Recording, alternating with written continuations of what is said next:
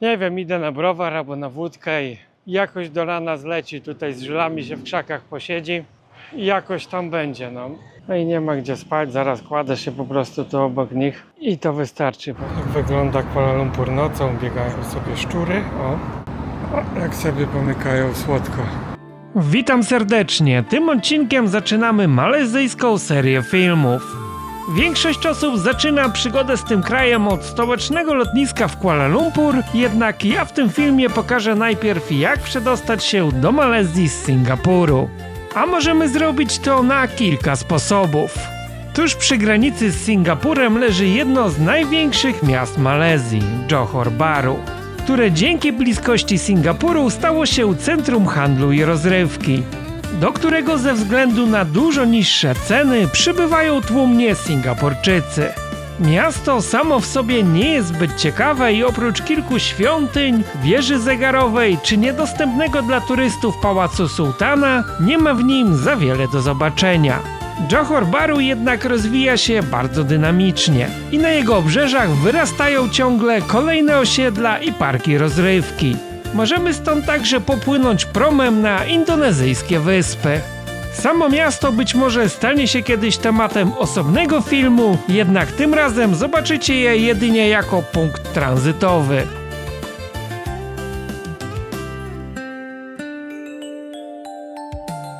Na wstępie dziękuję wszystkim osobom, które wspierają ten kanał, bo to właśnie dzięki Wam mogą powstawać filmy takie jak ten.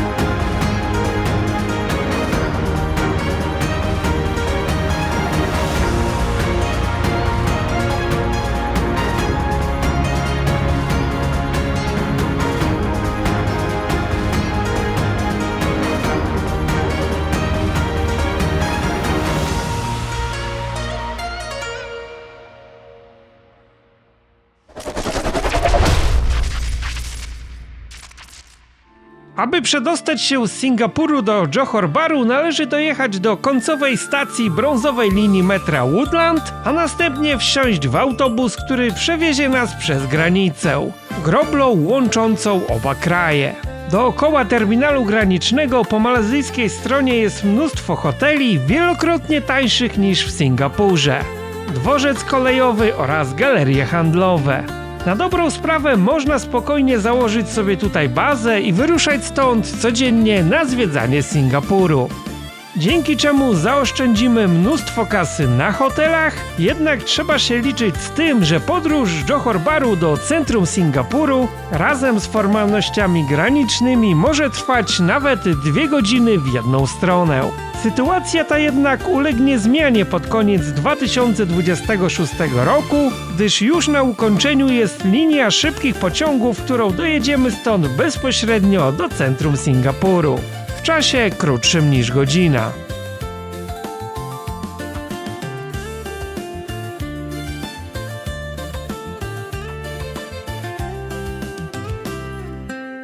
Jeżeli chcecie tanio zwiedzić Singapur, najlepiej zatrzymać się tuż przy przejściu granicznym w Johor Bahru. 4-gwiazdkowy hotel z kilkaset pokojami. Tutaj koszt tylko 160 zł wyszedł, a tam co widać nie jest rzeka, tylko to jest morze, bo Singapur jest wyspą. To co widać już za tą wodą, tam gdzie są kominy, to jest Singapur. I wystarczy przekroczyć granicę, na razie to się robi drogą. Jak tutaj jest może, nie wiem, z 1000 ludzi, tak na basenie jest kilkanaście osób, dlatego że oni nie pływają za bardzo, a jak już pływają, to zauważcie, że wszyscy są w szmatach. Malezyjski hotel tuż przy przejściu granicznym, nie wiem jak to nazwać, patio na środku, ten hotel ma 20 pięter i to jest tutaj w sumie mały hotel jak na warunki malezyjskie, a to proszę jak wygląda pokój. To kosztowało 160 zł za noc. Łazienka, jest normalny sedes, kabina prysznicowa, zestaw kosmetyków, zestaw kawowy, woda. Miejsca naprawdę bardzo dużo. Ten pokój ma z 50 metrów. W całości duże łoże, normalny telewizor, biurko, można usiąść, popracować. I tutaj widok na przejście graniczne, z którego właśnie przyszliśmy sobie tutaj na piechotę, bo jest blisko.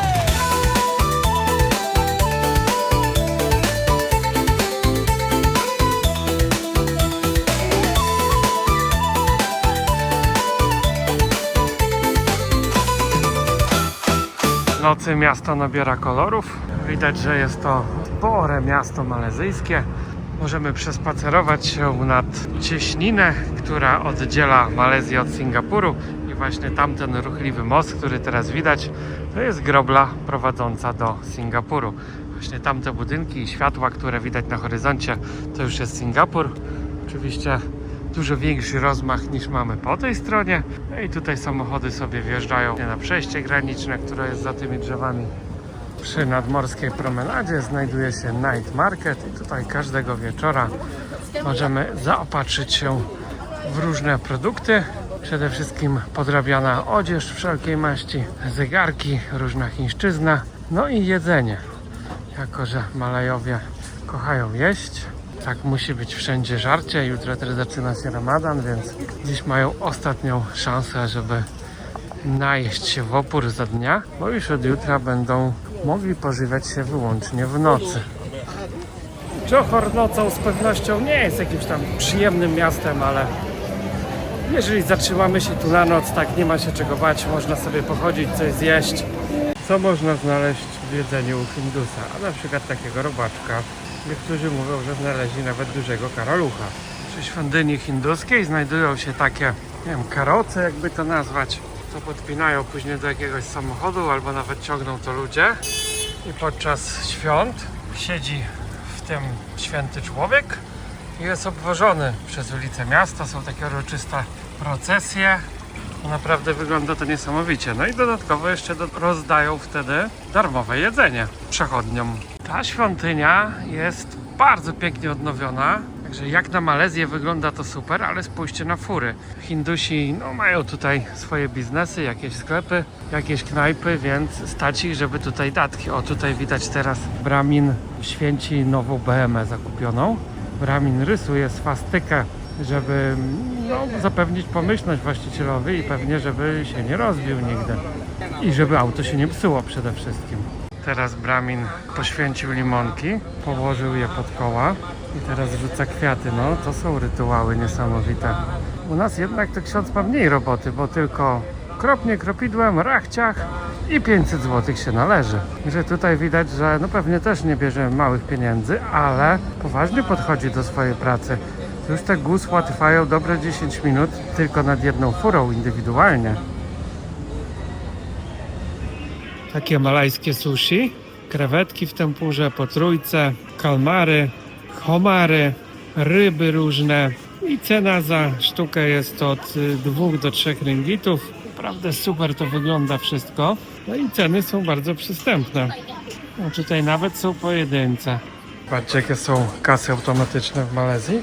Kupiłem sobie jakiś ciuch i wkładamy go po prostu do takiego pojemnika. Tu można od razu włożyć z koszykiem i to nam skanuje wszystkie rzeczy, które mamy w koszyku. Nie musimy ich wyciągać, przykładać do czytnika i od razu płacimy, wyskakuje cena. Nie trzeba nawet skanować kodów kreskowych. Asia sebenarnya kita yang punya tari langka jiwa bergema disco Melayu rumah berpesta hati bersatu suara cinta.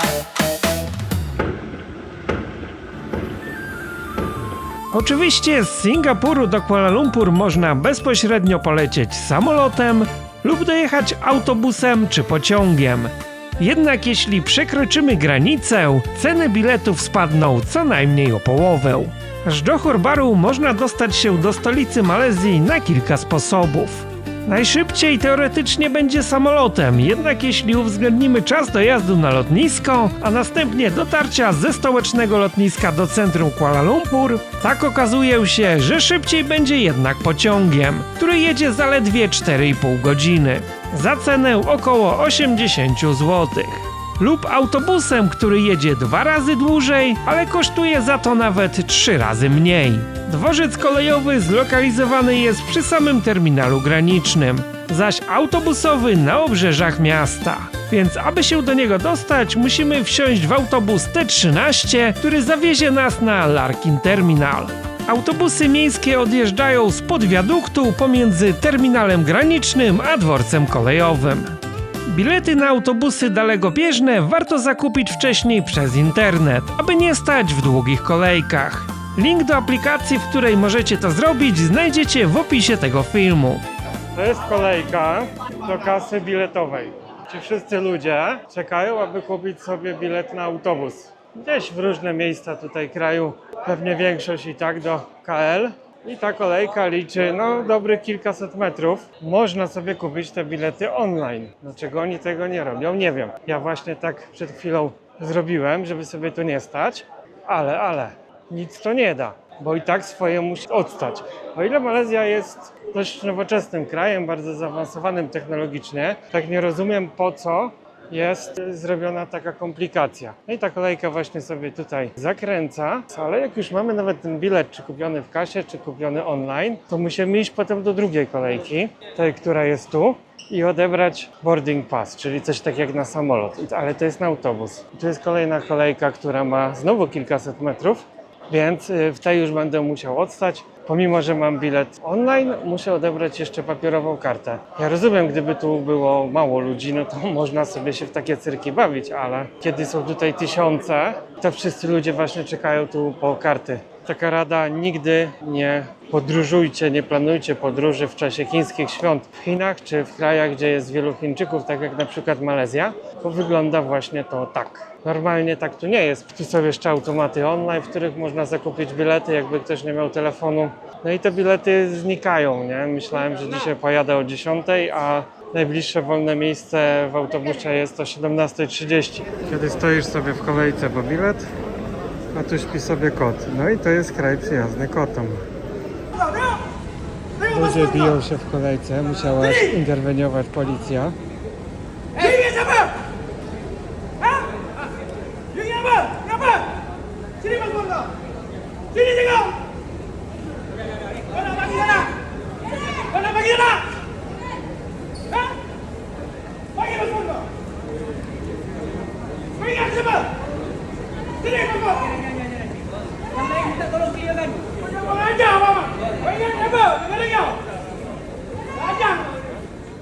Zajęło to pół godziny tylko, odbiór tej karty, więc i tak nie jest źle, ale zdarli ze mnie 4 ringgity za wydruk i coś tam jeszcze. Pewnie na tym dworzec zarabia, ale można by to było zrobić jakoś inaczej, online od razu doliczyć do biletu czy coś. Wsiadamy więc w autobus i ruszamy do stolicy Malezji, czyli Kuala Lumpur. Podróż tutaj jest dość komfortowa, bo te autobusy nie są przepełnione. Tutaj nikt nie ładuje ponad stan. Dwa fotele po obu stronach, ale są też wersje, gdzie jest po jednej tylko jeden rząd foteli, po drugiej 2, taka deluxe. Te bilety są już droższe. W odróżnieniu od autobusów, którymi jeździmy w Polsce, to jak tutaj standard jest naprawdę dużo wyższy, jest dużo więcej miejsca, fotele są wygodniejsze. Czasem nawet są dawane jakieś posiłki, albo jak mamy pecha, to możemy nawet trafić na jakieś karaoke. Asia sebenar, oh kita yang punya. Tari langkah, jiwa bergema. Disko Melayu, rumah berpesta. Hati bersatu, suara cinta. Podróż do KL miała trwać do 5 godzin, zawsze trwała. Dziś trwała godzin 13. Koniec tego pięknego dnia okazało się, że hotel jest nieczynny, a recepcja miała być 24. Zamknięte na głucho. No i czeka tutaj jeszcze kilkanaście osób, które również mają rezerwację, a nie mogą tam wejść. Telefon nie odpowiada. Wokół mnóstwo bezdomnych, no ale trzeba będzie spać na ulicy. Nie ma innego wyjścia. Wezwaliśmy policję, no i zobaczymy, co teraz powiedzą. No i nie ma gdzie spać, zaraz kładę się po prostu tu obok nich i to wystarczy. Policja popukała, nie zrobi nic. Wszystkie inne hotele tu w okolicy są zajęte, zarezerwowane, no bo są chińskie święta. W jednym hotelu pozwolono zostawić przynajmniej plecak. Jest już w sumie godzina 2. Nie wiem, idę na browar albo na wódkę i jakoś do rana zleci, tutaj z żylami się w krzakach posiedzi i jakoś tam będzie, no. Jak wygląda Kuala Lumpur nocą, biegają sobie szczury, o jak sobie pomykają słodko. Wielka metropolia. No i Wszędzie leżą bezdomni. Śmierdzi tu, podobnie jak w Indiach. Wszędzie jest puszczane i wszędzie są bezdomni.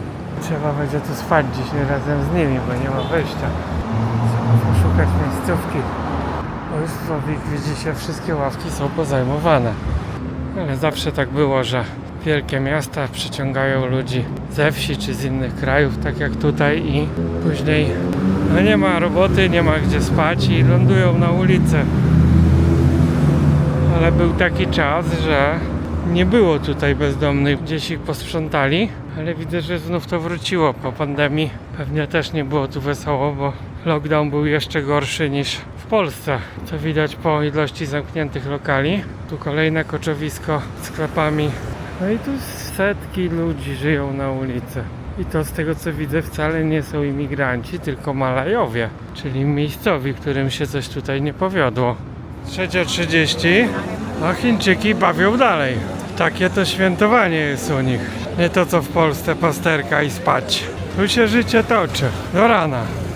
Serunai berbisik cerita lama, komposisi baru, dunia terpana.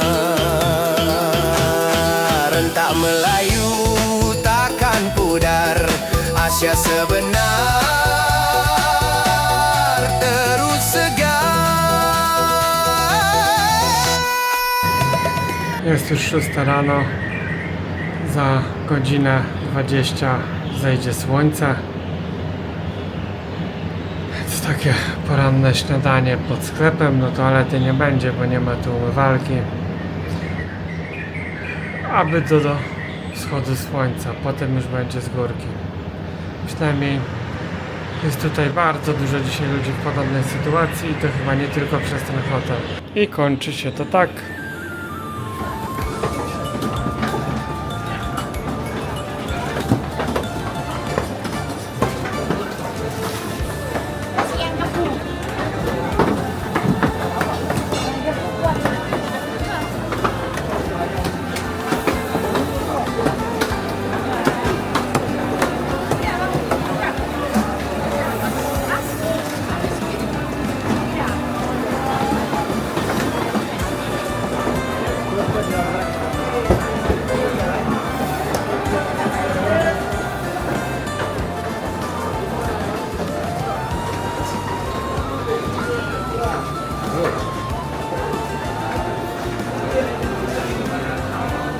Czekając na wolny pokój dla zabicia czasu, o poranku udajemy się na lokalne targowisko, gdzie można podziwiać lub zakupić świeże produkty mięsne, ryby i owoce morza.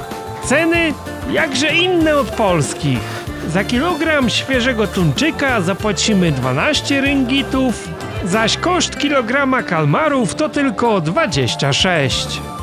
Dookoła jest też mnóstwo knajp, w których zjemy te produkty prosto z grilla. A po śniadaniu i obiedzie wreszcie można udać się do pokoju. W 15 godzinach czekania na ulicy wreszcie udało się, jest pokój. Taki pokój kosztuje 120 zł tutaj. Jest biurko, lodówka, czajnik, łóżko, telewizor działający.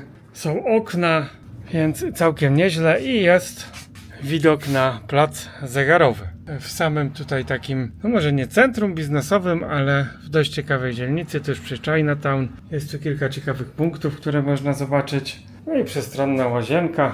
Więc myślę, że za tą cenę jak najbardziej adekwatna. Codzienny service room. Przynoszą wodę, świeże ręczniki.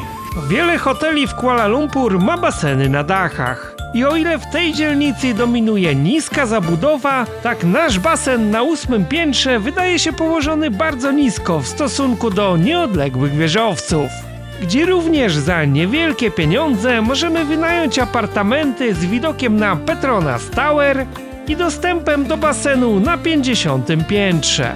Ale tego typu mieszkania pokażę Wam w kolejnych filmach. Chinatown to świetna baza wypadowa do zwiedzania całej stolicy. Ale najciekawsze atrakcje Kuala Lumpur pokażę Wam w kolejnym filmie, na który serdecznie zapraszam. Nie zabraknie w nim oczywiście praktycznych porad na temat poruszania się po mieście i zasad w nim panujących. Polecam oczywiście obejrzeć też całą malezyjską serię, bo ten kraj ma naprawdę wiele do zaoferowania. Na koniec nie zapomnij zostawić komentarza taktycznego dla zasięgu, w którym podzielisz się wrażeniami po obejrzeniu tego filmu oraz zostawić łapki w górę. Do zobaczenia w kolejnych filmach, cześć!